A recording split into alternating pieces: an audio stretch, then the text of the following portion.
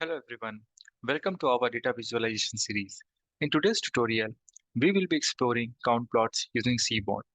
So count plots shows the counts of the observations in each categorical bin using bars. A count plot can be thought of a histogram across a categorical column instead of a quantitative column. The basic API and options of count plot are very much identical to the bar plot. Now we will see the implementation of the count plot function using Seaborn. So first we are going to draw a simple count plot. So let me draw a simple count plot.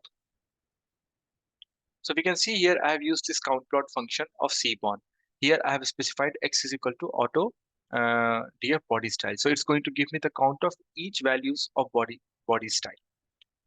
Now we can see the body style has following values: convertible, hatchback, sedan, wagon, hardtop. Okay, and it's showing the count of each of them. So we can clearly state that the body style value, where the value of body style is sedan, it has the maximum count in this data. We can also order the count plot by using the same method. So let me write down the code. So what we have done here is we have used the value count function dot index, and then we have uh, mm, plotted the graph here. So now we can see if it's in the form of a ordered count plot.